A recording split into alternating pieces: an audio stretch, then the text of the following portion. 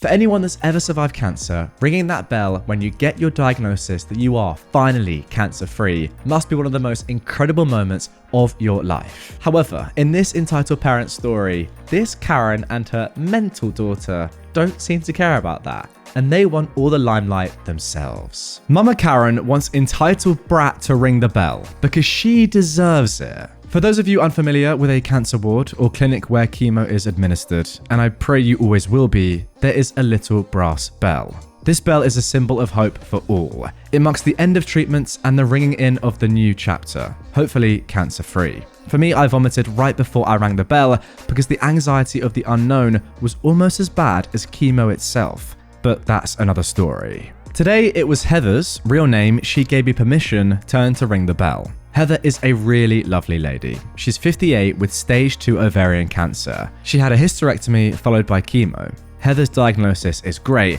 but she's had it rough. During the hysterectomy, she almost bled out due to undiagnosed complications. This left her hospitalized for over 3 weeks, delaying her treatment by over a month and left her fearing the worst. Heather really is the most lovely woman you could meet. She's the grandma everyone wants to have, but is kind of glad they don't. She's funny and loving, but can give you a look that makes you back away like you're staring down a hungry grizzly. Everyone that interacts with Heather loves her, and honestly, the woman saved my sanity on more than one occasion during my treatments. Another thing that may differ from ward to ward is the chemo room. Patients in ours sit in a little oval room that's like a giant lounge with comfy chairs and a little TV. There are drinks and biscuits off to one side and room enough for 10 patients and up to 2 visitors. As I was leaving my appointment, I saw Heather's daughter, who informed me today was the day. So I decided to stick around to see her ring the bell and read it. I'm so glad I did. A couple of weeks ago, a new patient joined the group. We will call him Sam. Sam seems like a relatively nice older gentleman with an absolutely awful excuse of a daughter and grandchild. In the limited interactions I've had with these two entitled brats, I've seen the daughter stealing biscuits off people currently hooked up to chemo machines, and the mother screaming at nurses for reprimanding the child when she attempted to rip the cannulas out of a patient's arm.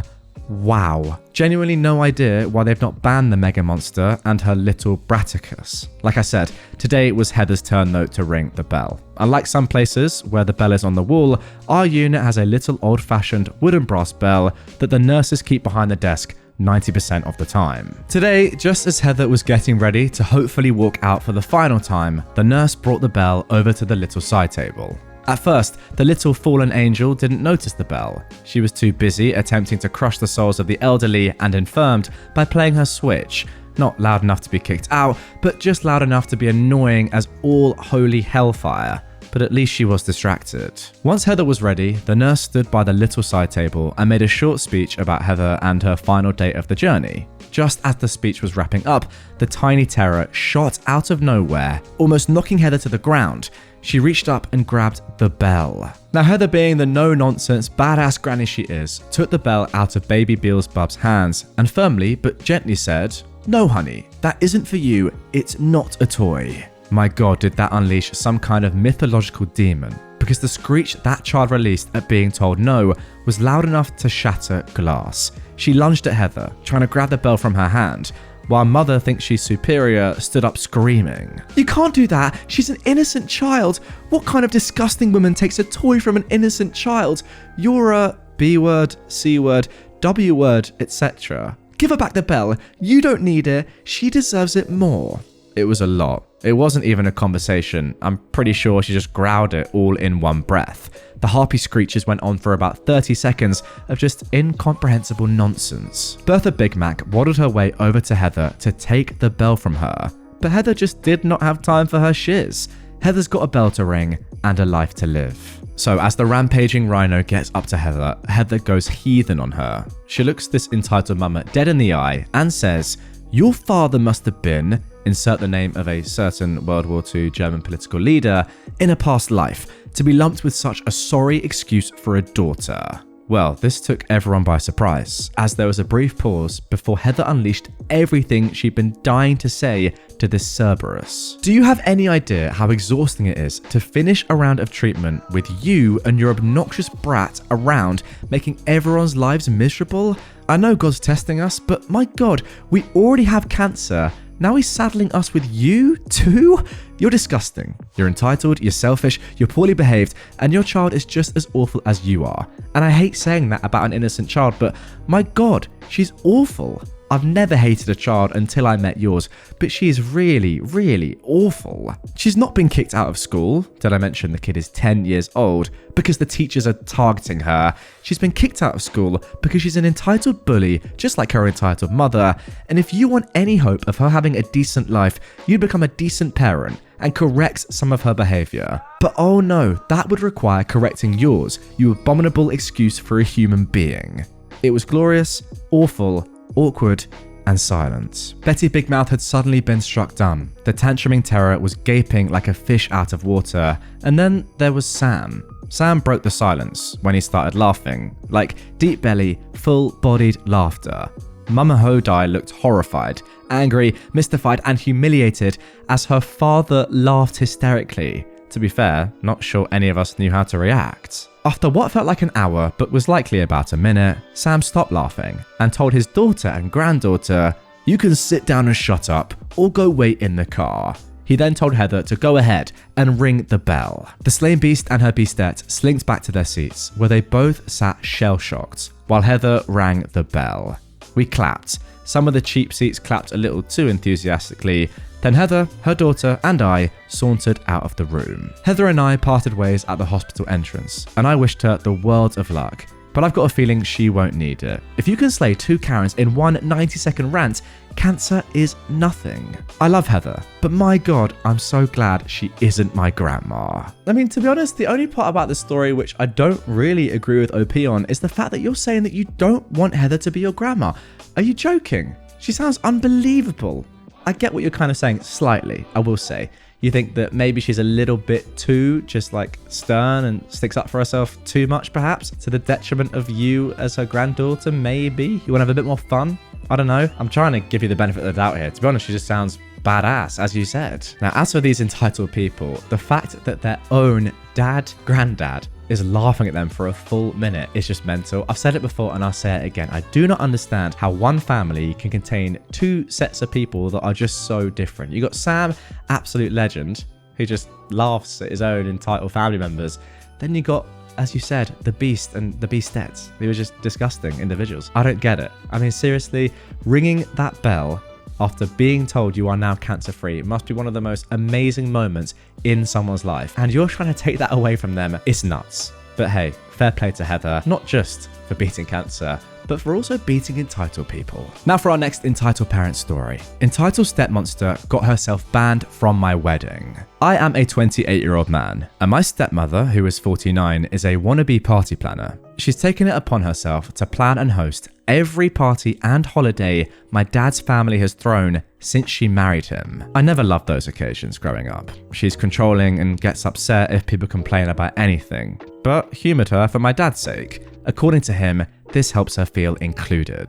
I'm getting married to my fiancée Jane in July. We got engaged in early 2021, but Jane ended up getting pregnant a couple of months after that, and we decided to postpone the wedding to focus on our son for a while. So we've had a long engagement. My stepmother has tried to hijack our wedding plans from day one, complaining, contacting our planner, showing up unannounced to Jane's dress appointments, and more, and we've repeatedly asked her to stop. Now Dad wants us to humour her again, but she's clearly resentful of the fact that she's not hosting the wedding or being labelled mother of the groom in invitations. Besides our baby boy, we also have Luke, who is a 4-year-old, Jane's paternal half-brother. She got custody of him a few months into our relationship after his parents died. I ended up moving in with them during the pandemic and have been in Luke's life since he was a baby. He doesn't call me dad and refers to us as his sister and his OP, but we love him like a son. Stepmother, though, hates Luke. Okay, sorry to interrupt, she hates a 4-year-old child.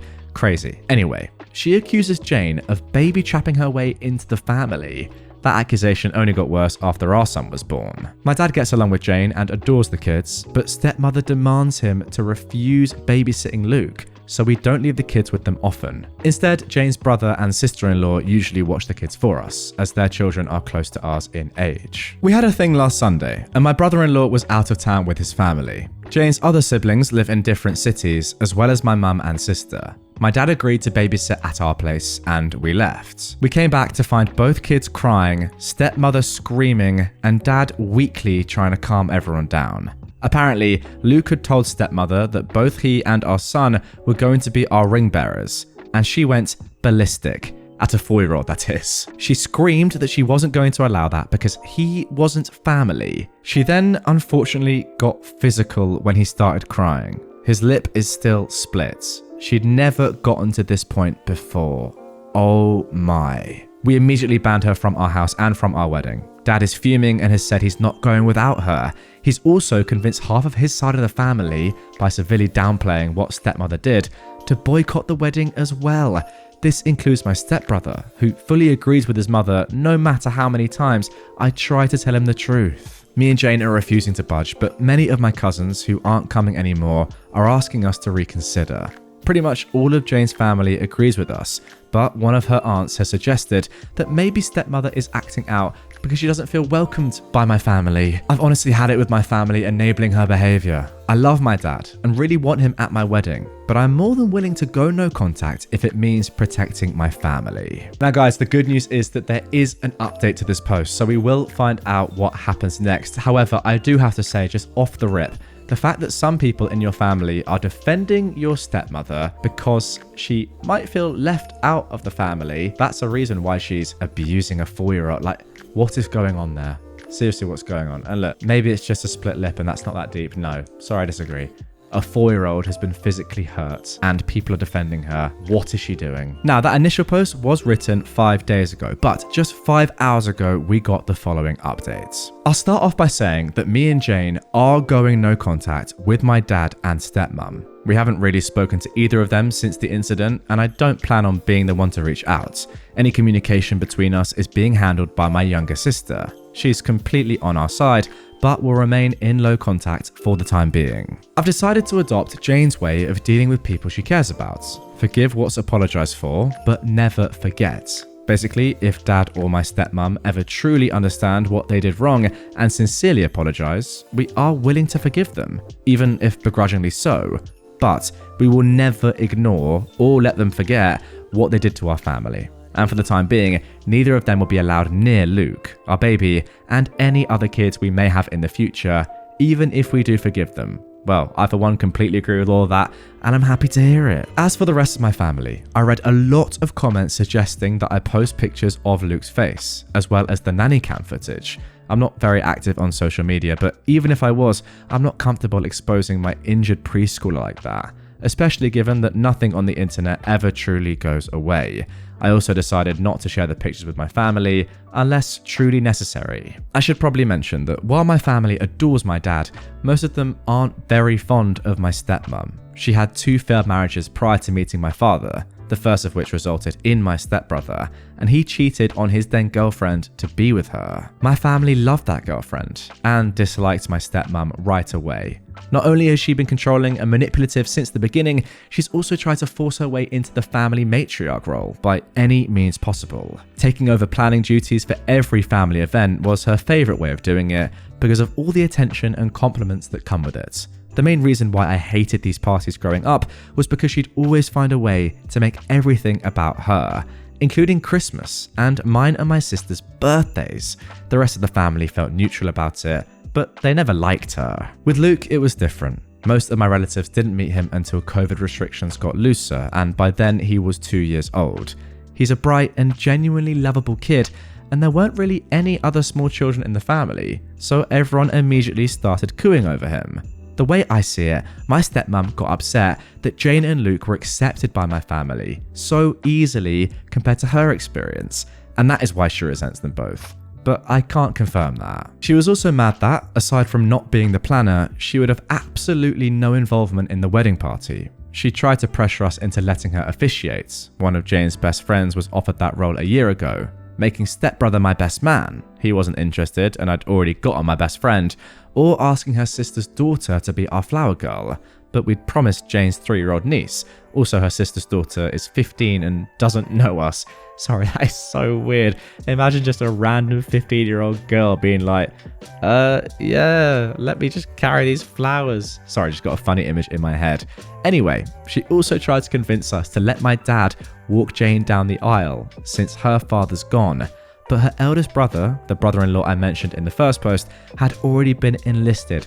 Okay, that one is crazy. My stepmom was disappointed that my family wasn't as involved in the wedding as Jane's, and kept making comments about how that would never happen if we put me in charge. All of that being said, there is nothing that can excuse being that awful to a child, especially if it really is the petty jealousy that I suspect. Because I haven't spoken with my father, my sister has been keeping me updated on what he's been up to. As I found out through her, the story my dad and stepmom told the rest of the family completely erases Luke's injury and the abuse charges. Oh yeah guys, OP left a really small edit on the first post saying that they actually were going to press charges on the stepmom for what she did to Luke, which is completely fair. It insinuates that me and Jane banned them because we got annoyed with my stepmom and decided to take it out on my dad as well. Because most people already dislike my stepmom, explaining what actually happened that night wasn't hard, and most of the relatives that I actually wanted at the wedding have apologised, and are now berating my dad as well. The people that didn't believe us, as well as those saying we overreacted, have been told they are not welcome in our home anymore. Those are mostly people from my dad's generation, so I can't say I'm surprised. But the realisation that they're so biased that they're willing to protect a woman they hate after she hurt a child just to make my dad happy has reassured me that I don't need any of them in my life. My stepbrother is still in denial. He refuses to believe his mother could hurt a child, even with all the evidence we have. I have to admit I understand. I love my mum too, but that doesn't mean I'd excuse his obliviousness. So he's banned too. It sucks because we were close growing up, but I don't regret it. Besides, Jane has 3 other siblings besides Luke, the older brother-in-law, a twin brother, and a younger sister, and I'm closer to them than I ever was with him. Speaking of Jane's family, they're all furious over what happened and have been extremely supportive of us. Jane's maternal family basically adopted Luke after she got custody of him, and have called frequently to make sure he's okay. We did manage to save some money with everybody we uninvited, and have decided to use it to help Jane's cousin. She lives in a different country, and was previously unable to come to the wedding, so we're paying for her plane ticket. That is awesome. Luke has gotten much better, and is almost completely back to being the sunny child he's always been. The split lip was shallow. It's healing slowly, but didn't require any stitches. We sat him down a few days ago and explained that my dad and stepmonster wouldn't be around anymore. He really liked my dad, but understands that he and stepmom are attached at the hip. He's clearly scared of her, but we're doing our best to make him feel safe. That is so sad, that a 4-year-old has that much terror in their lives. At that age, wow. Me and Jane have reassured him that he is family. We love him, and no one will ever change that.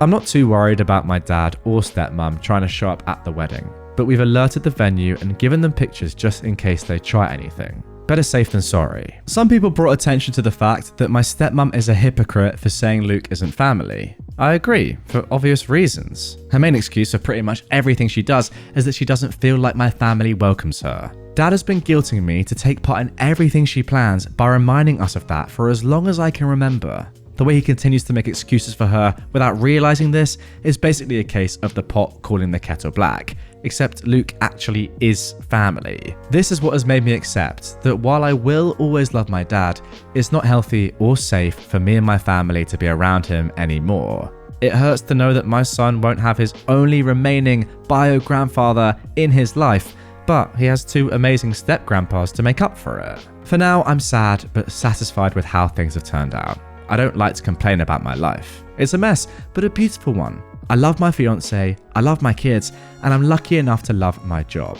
We're happy, and I'm not letting anyone ruin that. And there we go. Great story. Really enjoyed that one. You know what? I really like the fact that throughout this, you kept almost reminding us the reason as to why you were treating your dad in the same way you were treating your stepmom, alienating him from the family. Well, not alienating him, but you know what I mean. Going no contact. When he, to be fair, himself wasn't doing anything particularly badly. But yeah, you just summed it up at the end right there. The fact that he is enabling your stepmom's disgusting behavior, if anything, is just as bad as what your stepmom is doing, right? Now, OP has said that they hope that this is the last update on the story, but they'll keep us posted. It's one of those ones. I really, really hope that they do not show up at your wedding. But if they do, wow, it would make for some Reddit post. All right then, just a couple of quick charity donations to end off today's episode. Guys, if you want a shout out in one of my episodes, get in the description, click the top line, also in the pinned comment if you're on YouTube, and donate. We have currently raised £3,722. That is pretty close now. Almost so close to 3/4 of the way to the £5,000 target. Only about a month or so left now until the Mara, so you know what? It's getting pretty touch and go. I think we can hit it, but we need a bit of a push. The person that comes to mind when I say we need a bit of a push is Nichelle Larson, who is back for her umpteenth donation. I'd asked my son, who was turning 9 on the 1st of April, if he wanted to keep this money to spend it or to give it to you. He says he's wanting you to have it. Proud mama. No way. That is unbelievable. Nichelle, not from you, I'll be honest. Not from you at all, but maybe from you for parenting your son. Shout out your son. I don't know his name, but yeah, please play him this video and play this message from me to him. Son, you are amazing. Good stuff. And also thank you to Jessica Livingstone for donating $2. Well done, Jack Redditor. Every dollar counts, especially if the kids are the ones who benefit. I, for one, could not agree more. Guys, that is going to do it for this one. That is the end of the shoutouts for today. Let's keep this going. As I said, £3,722 raised is insane. It has smashed out of the park my initial £2,000 goal, but now we're here. Let's push for 5k. Why not? 5k would be an unbelievable target, and it would make a lot of kids and their families very, very happy.